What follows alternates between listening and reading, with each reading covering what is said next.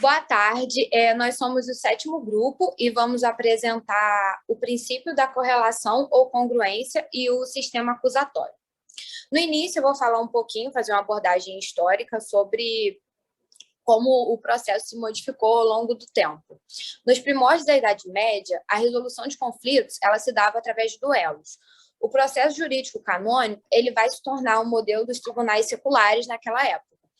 Só quando os príncipes começaram a se apropriar da resolução dos conflitos, uma função que até aquele momento só era legitimada pelos costumes e valores morais, o poder ele começa a ganhar ali uma finalidade estratégica. E assim, o soberano ele começa a realizar uma concentração de poder administrativo, legislativo e judicante do Estado.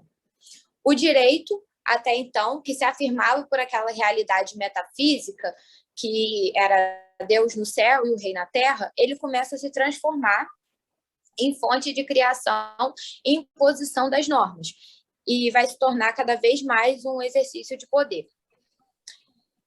Depois, com o fim do monopólio da Igreja Católica, a Reforma Luterana, a crise no modelo feudal, a ascensão da burguesia e o surgimento dos valores iluministas, o processo também ele vai sofrendo alteração ao longo desse tempo. E se o poder ele não pode mais estar concentrado nas mãos de um soberano, o modelo processual ele vai também se transformando, né? E assim vai surgir a figura do acusador do Estado, que vai ser o Ministério Público, que é um componente super importante que vai diferenciar o sistema acusatório, que eu vou falar um pouco mais, e o sistema inquisitorial, por conta da posição dos sujeitos processuais, principalmente por conta dessa posição dos sujeitos. Falando um pouco mais do sistema acusatório, dentro das características, é importante mencionar que ele vai refletir uma posição de igualdade dos sujeitos. Vai caber exclusivamente às partes da produção daquele material probatório. E vai sempre ser observado o princípio do contraditório, o princípio da ampla defesa, da publicidade e do dever de motivação das decisões judiciais. E no sistema acusatório, vai ter a separação entre julgar. O juiz, nesse sistema, ele deve ser imparcial. E as provas, elas não possuem um valor pré-estabelecido. O juiz ele pode apreciar essas provas de acordo com a sua livre convicção, desde que essa convicção dele seja bem fundamentada. E na fase preliminar investigativa, o juiz ele deve ser chamado para intervir só para garantir os direitos fundamentais do investigado e ver que esses direitos eles vão estar preservados. Ele não pode, por exemplo, produzir provas de ofício. E na parte processual, na fase processual, vai admitir que o magistrado ele tem apenas poderes instrutórios, mas essa iniciativa deve ser em caráter de exceção. Então, deve prevalecer sempre nesse modelo o juiz como a figura do imparcial, né? Tendo essa iniciativa instrutória em caráter completamente subsidiário. E por isso, outra característica desse sistema é que ninguém pode ser chamado a juízo sem que haja uma acusação, por meio da qual o fato imputado seja narrado com todas as suas circunstâncias. E, por exemplo, mesmo depois da afirmação do fato, que ainda não foi provado, é mantida a presunção da inocência do indivíduo. Isso é um principal ponto desse sistema acusatório, que diferencia do inquisitorial. A presunção de inocência do indivíduo, ela é sempre mantida. E lendo mais sobre o sistema acusatório, um exemplo é os Estados Unidos, né, o modelo americano. A partir dessas características que eu disse anteriormente, a gente constata que esse sistema ele vai predominar nesses países que vão respeitar mais a liberdade individual e tem uma base sólida muito mais democrática. E no Brasil, apesar da Constituição Federal manifestar de maneira expressa a separação de acusado, defender e julgar, e assegurar o contraditório e a ampla defesa, a presunção da inocência, a não culpabilidade, não se trata de um sistema acusatório puro. Alguns doutrinadores, eles têm um entendimento de que o processo penal brasileiro é um sistema acusatório com poderes instrutórios mais aproximados do inquisitorial system, já que o juiz foi conferida a produção de prova de ofício durante a fase processual para mitigar as dúvidas delas no artigo 156, inciso 2 do Código de Processo Penal. Nesse artigo, ele prevê que a prova da alegação vai incumbir as partes, mas é facultado ao juiz de ofício, no curso da instrução, determinar a realização de diligências, visando dirimir dúvidas sobre pontos relevantes. Então, é evidente, né, que alguns institutos que estão presentes no nosso Código de Processo Penal, eles vão atribuir ao juiz da causa semelhante o poder de acusador, porque nesse caso, como o artigo 156, o juiz ele vai poder de urgências, o que no sistema acusatório não poderia acontecer. Agora eu vou passar a palavra para o Lucas, que ele vai falar da relação do princípio da congruência no sistema acusatório. Então, pessoal, dada essa explanação da Vivian sobre o sistema acusatório, a gente consegue perceber que, para além dos princípios constitucionais que estão vinculados à pretensão acusatória, que é o objeto do processo penal, o princípio da congruência também vai estar.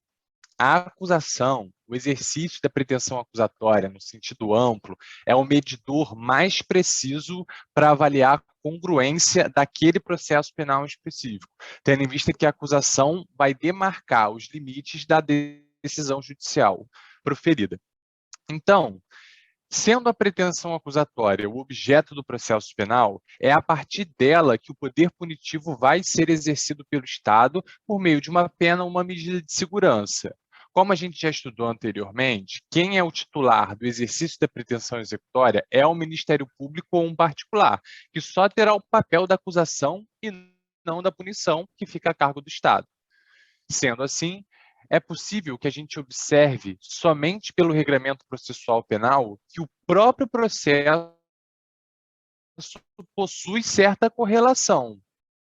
Não é a moda aquém, que, de certa maneira, impõe certos limites estabelecidos pelo próprio sistema acusatório. Vale ressaltar que a pretensão acusatória exercida pelo Ministério Público ou por um particular está diretamente ligada a uma imputação, que está ligada a um tipo penal e que é atribuído a um agente. E que tudo isso deve permanecer imutável ao longo do processo. Por quê? O objeto da sentença deverá ser o mesmo objeto da imputação. Dessa forma, a gente consegue concluir que, em respeito ao sistema acusatório e a sua correlação, não será possível que uma sentença considere algo que não faça parte da imputação do agente. Ou melhor, a pretensão acusatória é imutável no processo e somente restrita à acusação. No que diz respeito à imparcialidade do juiz, essa é capaz de garantir a possibilidade de um sistema acusatório eficaz, mas que, para que isso possa acontecer, o juiz tem que se abster de ampliar ou mesmo restringir a pretensão de acusar o réu. Logo, se o juiz deve agir com correlação dentro dos limites impostos a ele, a via do sistema acusatório, porém, não é vedado ao magistrado acolher parcialmente certas acusações se baseando em novas provas produzidas. O princípio da congruência pode ser entendido como um princípio normativo voltado para a delimitação das escolhas dos julgadores, de maneira em que esses devem, essa delimitação dessas escolhas devem ser idêntica à decisão que fora debatido pelas duas partes. Esse princípio está diretamente relacionado com os princípios do contraditório e ampla defesa, que são oriundos do sistema acusatório e com o princípio da inércia da jurisdição.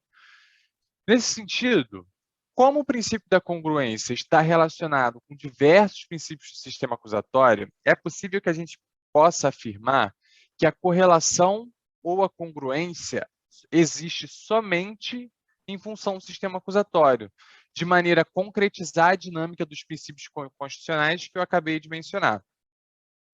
No entanto, devido ao fato do Código de Processo Penal ser antigo, a aplicabilidade do princípio da congruência encontra algumas barreiras nas estruturas do Código, que é oriundo do sistema inquisitório, como, por exemplo, o princípio da correlação encontra barreira na gestão das provas, que é conduzida pelo juiz.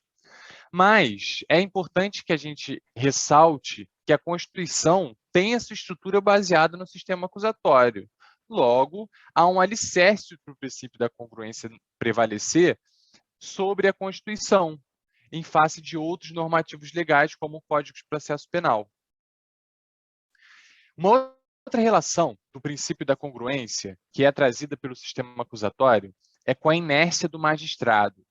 O juiz jamais pode assumir uma postura ativa no processo, principalmente no que diz respeito à busca por provas e na decretação de medidas cautelares, porque isso confronta a estrutura acusatória através do contraditório, da ampla defesa e da imparcialidade do julgador. O juiz não pode prover sem que haja um pedido, bem como não pode prover algo diferente do que foi pedido. Com relação ao princípio do contraditório, por exemplo, o princípio da congruência se relaciona quando ele veda ao magistrado o proferimento de decisões acerca de temas que nem foram levantados pelas partes no processo de instrução.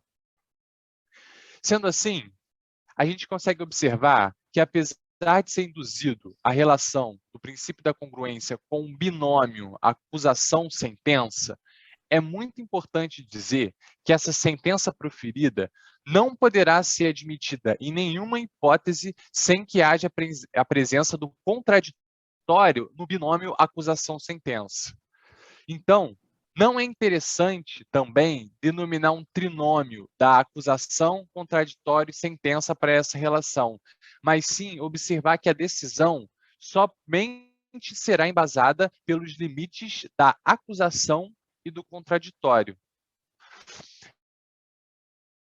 Relações entre a congruência e o sistema acusatório, a gente pode concluir também que uma sentença sem o direito de defesa é uma sentença incongruente, porque o réu não teria o direito de defesa sobre algo contido na decisão que não estava na acusação. Como o juiz não pode proferir uma decisão diferente do que foi imputado ao réu, é possível a gente reconhecer aqui a grande importância do inquérito policial do processo penal, tendo em vista que ele só conterá todas as informações acerca de autoria e materialidade dos fatos. Sendo assim, a correlação já está presente desde o momento do interrogatório e até o final da instrução.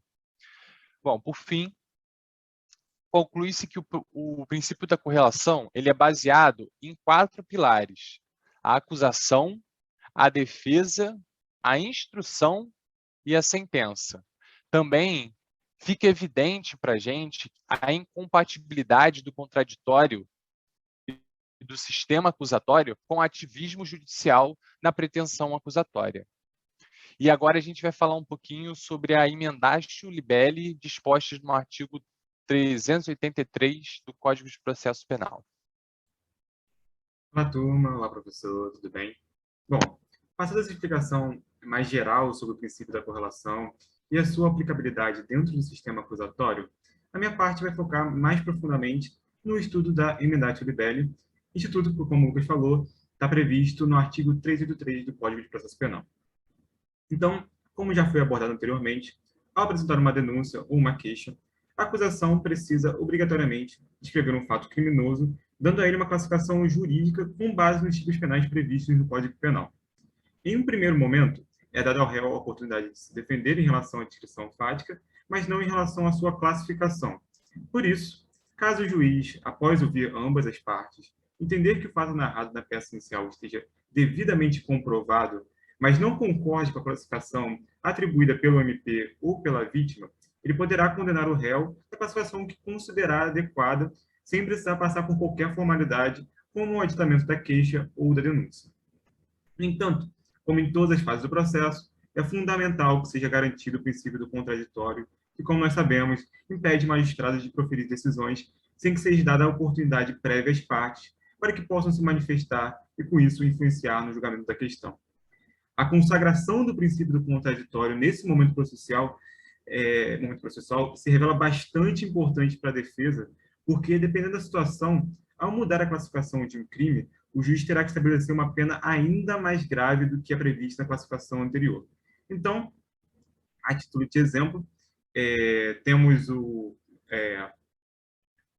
fato em que o promotor, ao descrever, né, na denúncia, ele classifica como um crime de estelionato. Porém, o juiz, após restar comprovada a veracidade dos fatos, entende que, na verdade, a conduta em pauta se configura um crime de furto mediante fraude, que é consideravelmente mais grave e, por isso, implicaria uma pena maior para o condenado. Por essa razão, seria um absurdo não permitir que a defesa se manifestasse, já que o condenado poderia vir a cumprir uma pena que não lhe é devida, sem nem ter a oportunidade de contestar essa decisão. E, bom, a emendatio libelli também atribui ao magistrado a competência para reconhecer as qualificadoras e as causas de aumento de pena que foram narradas na peça inicial e que, por alguma razão, algum equívoco, descuido, não foram apreciadas na hora de estabelecer a classificação. Se tratando das agravantes genéricas, essas podem ser acatadas dos crimes de ação pública, ainda que não tenham constado na descrição fática da denúncia, e isso está previsto no artigo 385 do CPP. E no que tange os crimes de ação privada, só poderão ser reconhecidas as agravantes genéricas que constarem expressamente nos fatos narrados na queixa. Caso isso não aconteça, somente através do aditamento elas poderão ser apreciadas pelo magistrado. E só para deixar registrado, não é necessário que a reincidência conste na peça inicial, porque o que está em apuração é o fato delituoso em si e não os antecedentes do acusado.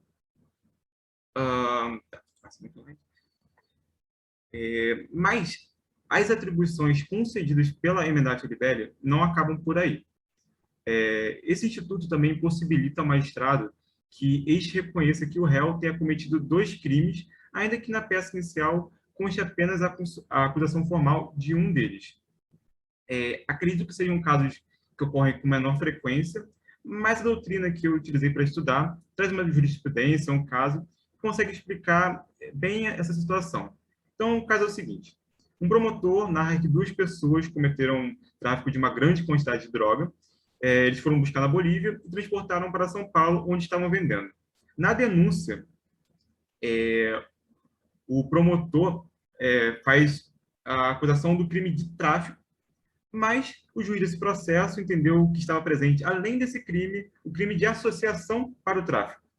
E essa decisão ela foi mantida pela 5ª turma do STJ e demonstra, né, que, apesar de estarmos em um sistema acusatório, o juiz ainda tem muita influência sobre o percurso do processo. E, bom, tratando agora da fase recursal, a emendatio libelli também pode ser aplicada pelos tribunais, desde que dentro dos limites estabelecidos pelo artigo 617 do CPP, que veda expressamente a reformatio in pejus. Por essa razão, não será cabível alterar a classificação do crime quando o recurso for exclusivo da defesa e desta alteração puder ocorrer uma agravação da pena.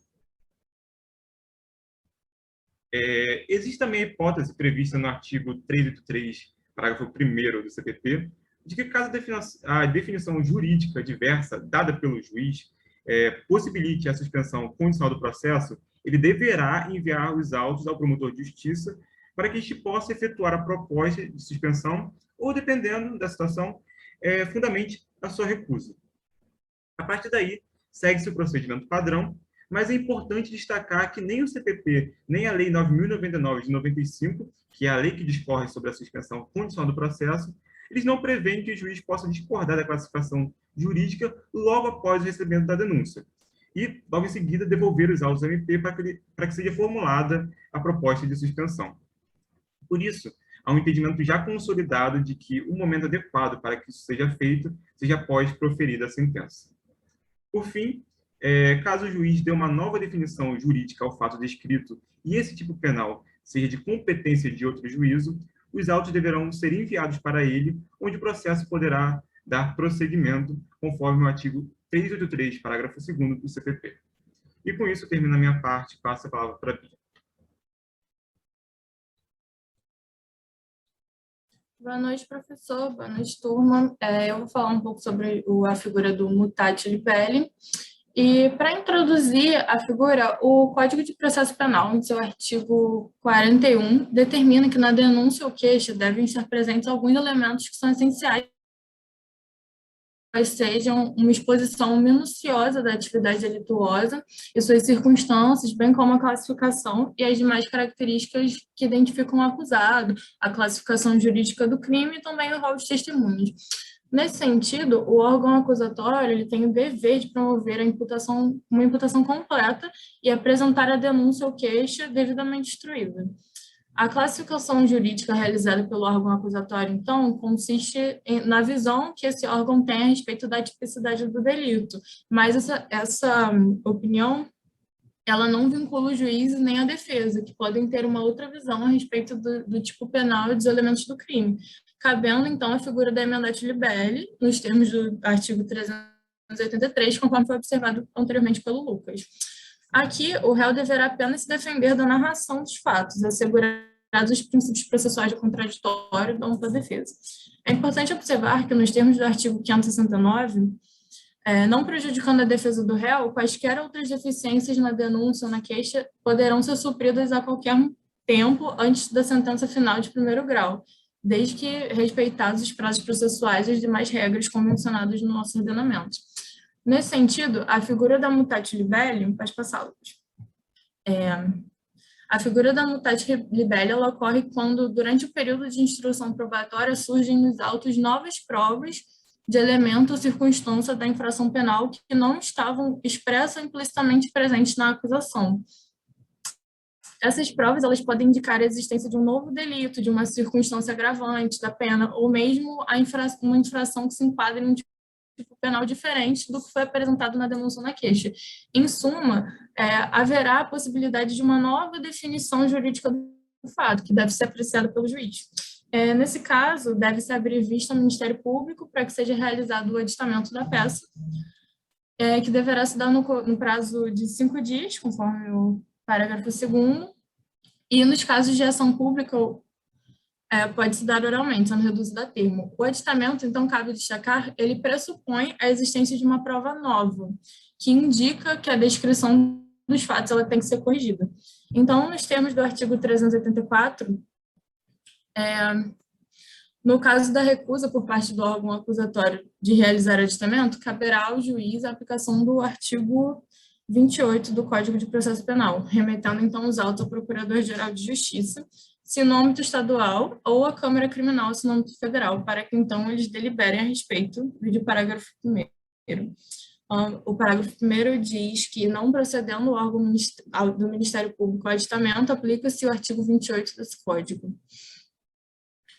Então, é importante ressaltar que, no caso dos crimes de ação penal pública, conforme versa o artigo 29 também do Código de Processo Penal, se admitirá a ação privada se esta não ocorrer dentro do prazo legal, devendo o Ministério Público, então, aditar a queixa, repudiá-la, oferecer uma denúncia substitutiva e as demais ações no artigo 29. Eu separei aqui o artigo, vou ler o caput dele para vocês.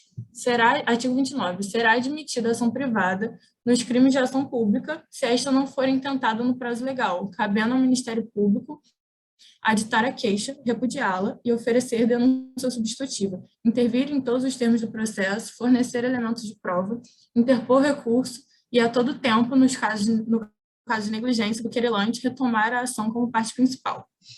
Bom, após oferecido o aditamento, a defesa ela tem que ser ouvida no prazo de 5 dias e, ao final desse prazo, os autos serão enviados para conclusão para que o juiz aceite ou rejeite o aditamento.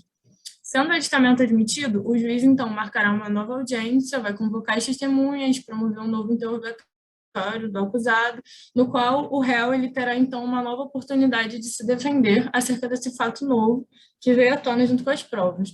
Essa etapa ela será seguida de novos debates e, finalmente, do julgamento, e é sobre isso que versa o parágrafo 2º do artigo 384. que diz, conforme está aí no slide, que é ouvido o defensor do acusado no prazo de 5 dias e admitido o aditamento, o juiz, a requerimento de qualquer das partes, designará dia e hora para a continuação da audiência. Bom, nos termos do parágrafo 4º do referido artigo, as partes poderão arrolar até 3 testemunhas no prazo de 5 dias, e como uma consequência natural do aditamento, vai ocorrer a adstrição do juiz aos seus termos. E, por fim, conforme o parágrafo 5º, no caso de não ser recebido o aditamento, o processo ele vai prosseguir. Uma importante observação a ser feita é que os mesmos benefícios da suspensão condicional do processo presentes na figura da emendata libelli, elas são aplicáveis ao mutate libelli. E, havendo alterações na competência, os autos eles devem ser encaminhados ao juízo natural da causa, por força do artigo 384, parágrafo 3º. Obviamente, então, ao se deparar com o aditamento da acusação, o juiz ele tem que se manter neutro, sem realizar pré-julgamento ou proferir opiniões, frases taxativas que indiquem de que maneira ele vai proceder na decisão dele. E, além disso, no caso de ação exclusivamente privada, é vedado que o juiz tome iniciativas em relação ao aditamento da queixa. Isso ocorre para que se atenda aos interesses da parte ofendida. Nesse sentido, o mecanismo da mutate libelli ele perde relevância se ocorreu a hipótese prevista no artigo 569. Eu acho que eu coloquei ele no slide. Pode passar, Lucas. Não. Mas, enfim, o mecanismo da mutate libelli ele vai perder relevância no caso de ocorrer a hipótese prevista nesse artigo 569 do Código de Processo Penal, que é no caso de eventuais omissões e a descrição imprecisa do fato não acarretarem uma alteração substancial na acusação, como, por exemplo, um aditamento que seja feito para corrigir a hora exata em que se deu o delito, algo que não seja substancial da descrição do fato, da tipificação do delito. Então, é interessante destacar essa súmula, a 453, vedada a aplicação da figura da mutate libelli em grau recursal dos tribunais, diferentemente do que ocorre na emendata libelli, porque o aditamento da denúncia após a prolação da sentença em primeira instância não poderia ser realizado. Então, se respeita as decisões de mérito proferidas na primeira instância de jurisdição e a livre iniciativa das partes, já que elas não se manifestaram no sentido de haver uma alteração na classificação do fato durante o julgamento de primeira instância, não tem por que levar essa figura para o grau recursal, exceto no caso das partes terem se manifestado pela hipótese da aplicação dessa figura, da mutate libelli, e o juiz não ter levado em consideração. Então, segundo a doutrina e a jurisprudência, com uma interpretação analógica do artigo 581, inciso 1º do Código de Processo Penal, contudo, nos casos de rejeição do aditamento da denúncia, cabe interposição de recurso em sentido estrito, devendo-se aguardar a apreciação do recurso para saber de que maneira a ação penal vai prosseguir. Verso artigo 581. Caberá recurso no sentido estrito da decisão, despacho ou sentença que não receber a denúncia ou a queixa. Então, com a análise da figura do mutate libelli, a gente não pode deixar de observar que existe no Brasil ainda uma herança inquisitorial devido a influências do sistema jurídico europeu, que é enraizada no nosso Código de Processo Penal também, cujo texto original se remete à década de 40. Durante esse tempo, mesmo com diversas alterações e reformas que se deram, alguns dispositivos que ainda estão vigentes hoje acabam fragilizando o modelo do sistema acusatório e nos aproximando de um modelo inquisitorial. E, por conseguinte, a imparcialidade do juiz acaba sendo comprometida, né? O que põe em risco devido ao processo legal, porque diante da postura de um juiz que concentra poderes instrutórios, a postura do magistrado ela tende a se assemelhar com o juiz inquisidor, tendo em vista o fato dele acabar formando inevitáveis preconcepções a respeito da demanda que ele vai sentenciar posteriormente. E isso ocorre em algumas situações, como quando o próprio juiz pode, de ofício, apontar as provas que ele entende capaz de alterar a sentença. Isso põe em risco a imparcialidade dele.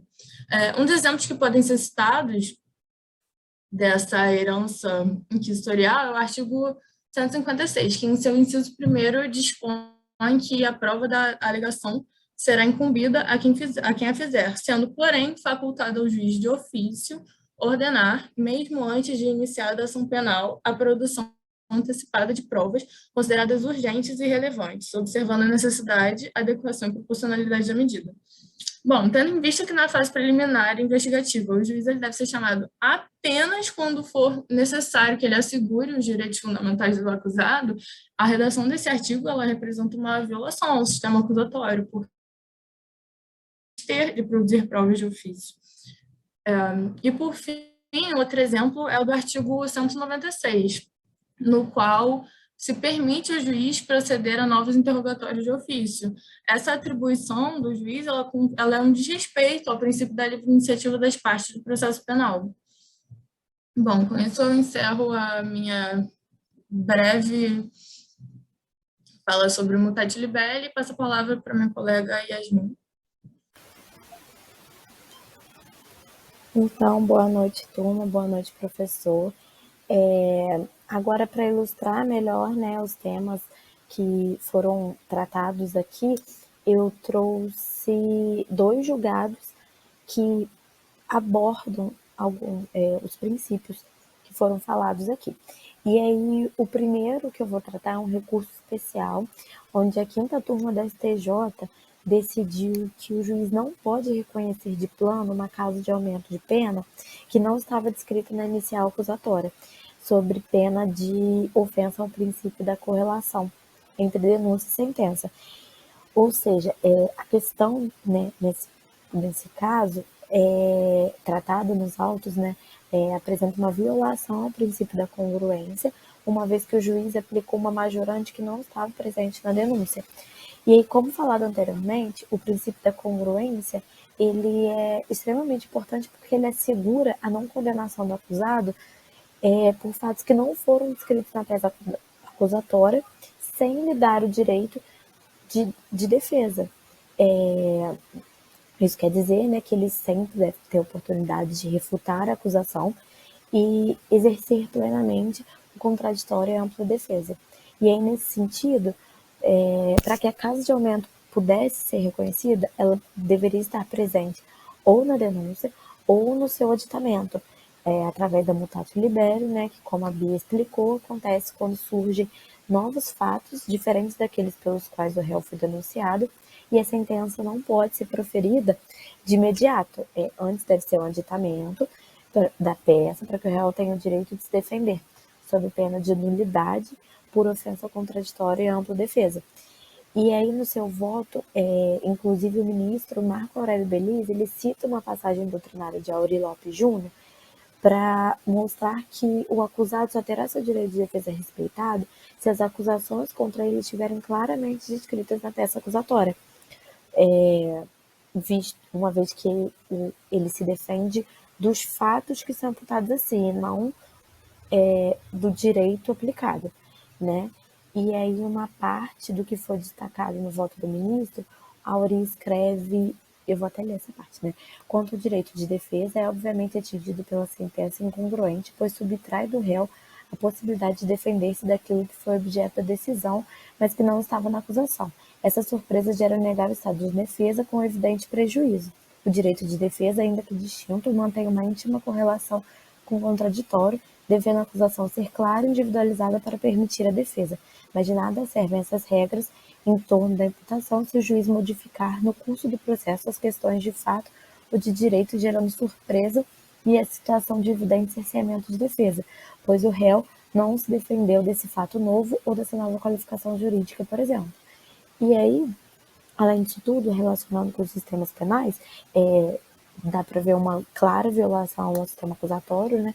Porque há uma confusão entre o julgador e o acusador, e isso é uma característica do sistema inquisitorial.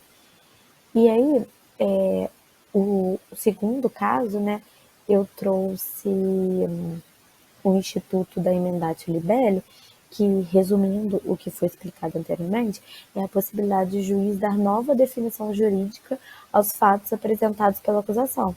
E aí trata-se de um recurso o caso que eu trouxe, né, Ele trata de um recurso de apelação interposto pelo MP, de uma sentença que absolveu o réu da imputação da prática de crime de estupro contra adolescente, que está previsto no artigo 213, parágrafo 1º do Código Penal. E aí, só que, no entanto, foi atestado no voto, né, que apesar de não poder ser aplicado o Instituto da Mutatio Libelli em segunda instância, conforme a súmula 453 do STF, quando há uma descrição do elementar do tipo distinto da classificação jurídica apontada pela acusação, mas permanecem inalterados os fatos, o juiz pode dar uma interpretação diferente da que consta na denúncia ou da queixa-crime, sem que necessariamente abra vista a defesa, porque ele já se defendeu dos fatos, né? E os fatos não foram alterados. E aí, o que aconteceu nesse caso foi que o tribunal reclassificou o crime para o estupro de vulnerável, previsto no 217A, parágrafo 1º. E com isso, eu só trouxe esses dois mesmo para ver como é aplicado